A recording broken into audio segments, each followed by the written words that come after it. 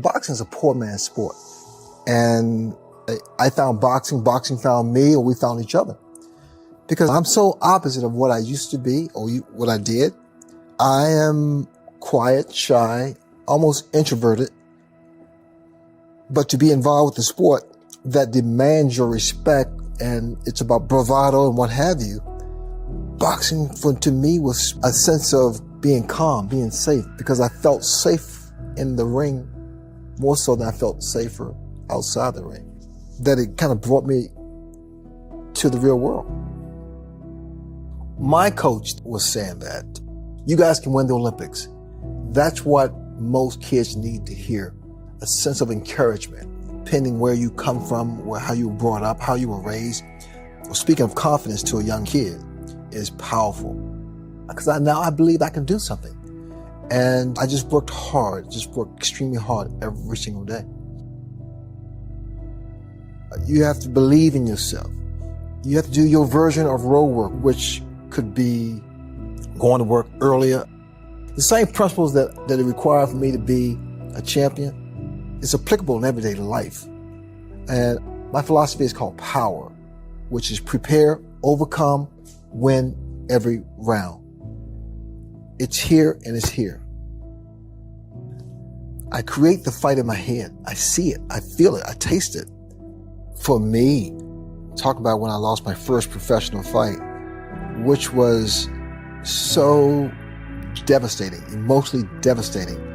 Because, like as you stated, my friends, my family, they were trying to calm me down. Although I wasn't crying, I was like hurting inside, because it was a fight that I felt that I should have won, I could have won, if I had a different game plan.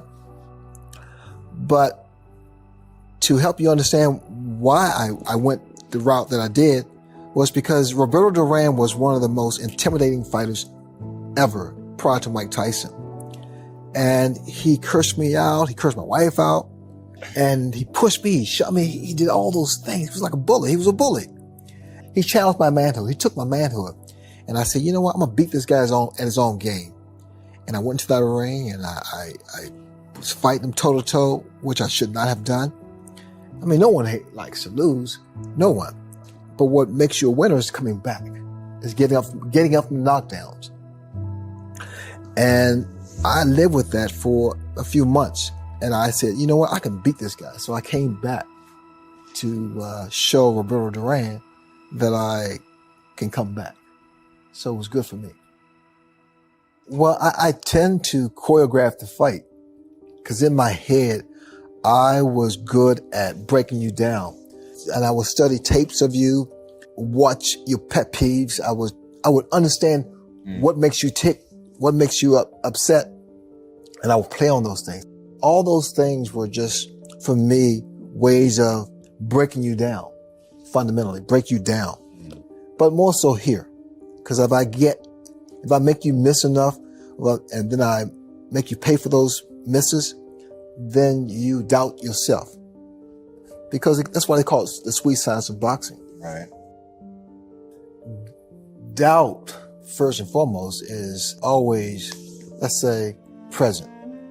Although we won't admit it, but we do doubt ourselves. That comes into play when you're not sure. We're sure what we want, but not really sure how to get there. I pause, give myself time. And although pause can be 5 seconds, pause can be 10 seconds, it can be 10 minutes, it can be 10 days. You gotta let this thing and this thing come together. Your heart and your mind. It all has to work as a unit, one piece, doing your due diligence to make sure you have all the information. Because when I do my road work is running 4 or 5 miles, but my road work is also checking out and knowing your weak points and strong points. It's all those things that makes a winner.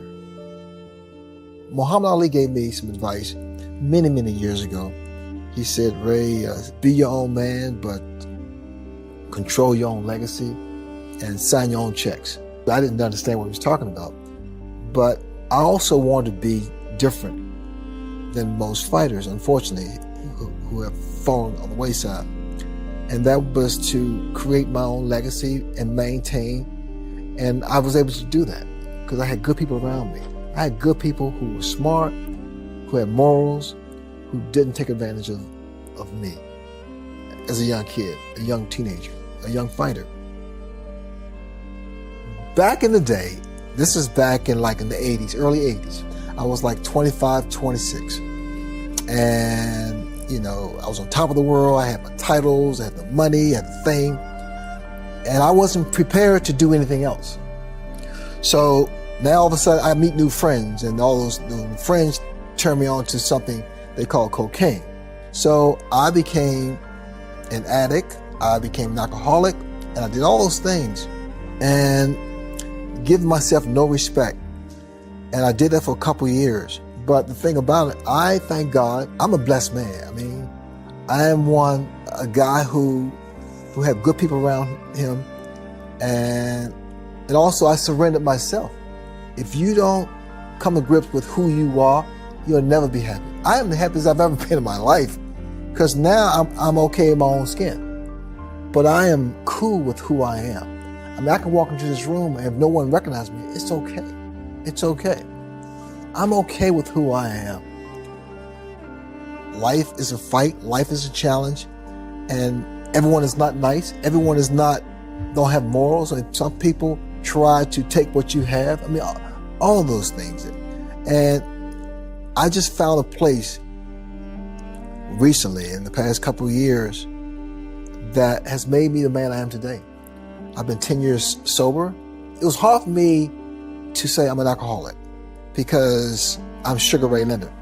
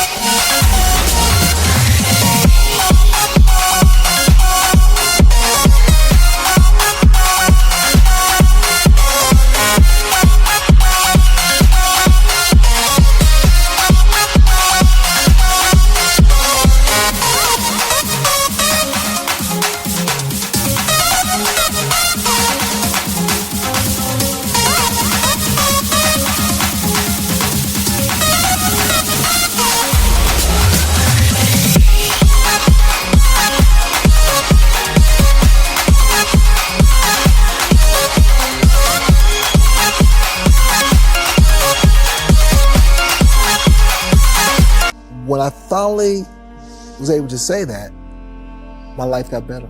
My life got so much better. And I was sexually abused as a kid. And I kept it to myself for many, many years. It ate at me for so long, and I thought it was just me who that happened to. And at certain times of the year or times of the month, it resurfaced. I never dealt with it. I always pushed it away. And the way I pushed it away was drinking or drugs. It wasn't until I faced the reality of what happened to me and accepted that and moved on that I became a better man, a better father, a better husband. It was such a release. And when I talked about the sexual abuse, I would get so emotional, really, really emotional. It's so vivid in my mind. I could smell his breath. I could smell his body. I could smell it was that real. And it is that real. It took my life away because I was never happy. As much fame as I had or money as I had, I was never happy. I drank to be happy. I did cocaine, a lot of it, to be happy. So my life, for the most part, was shut down, was blacked out. And people saw me. What they saw was an individual who achieved significant stuff, but wasn't really happy, because all of a sudden now I'm saying, who likes me for who I am? It was getting to that point. My biggest problem, I suppress things. I would never tell you what I just told you today. I would keep it to myself. If it's bothering me, if you did something wrong, I wouldn't tell you.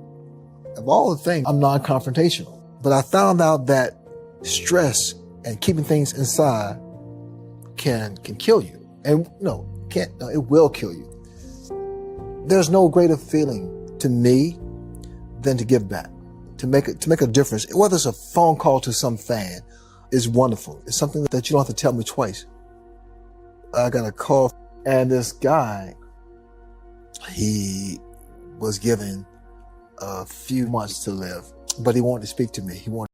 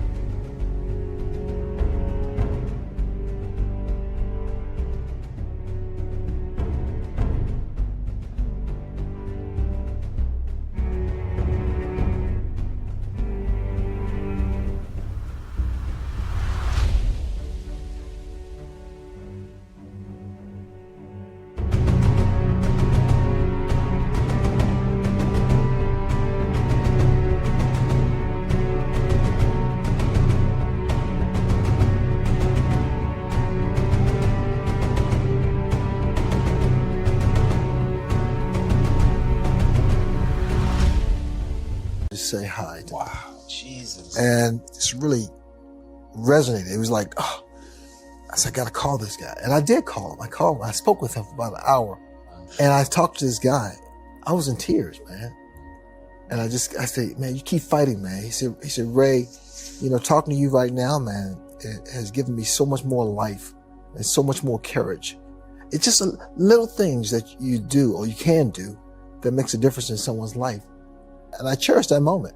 And I valued that time with that young man. I've been blessed in so many ways. It's nothing for me to make a phone call. But to him, that gave him another day, another week, another month on this earth. It costs nothing to be nice. It costs nothing to be nice. What's your definition of a life well lived? It's about pursuing and accomplishing your dreams. I tell people all the time to dream the dream, because your dreams like your GPS towards your success. Your dreams are what allows you to see the light at the end of the tunnel. It's what gives you motivation, determination, and you go for that. And you go for that dream. You reach out and you work hard, because people tell other people what they can't do. So they tell you, you can't do that. And a lot of times, 9 times out of 10, we believe them. But they're telling you what they can't do. Don't let them tell you what you can't do. I talk about success. I talk about victory. Victory is defined in so many ways. For me, my victories are my family, my gold medal, and my world titles. And for other people, your victories can be promotion. It could be a new home. It could be something as simple. No matter how you define victory, you just got to go for it. You have to go for it and be the fighter. We are fighters. And if I know anything about fighting, I know how to win.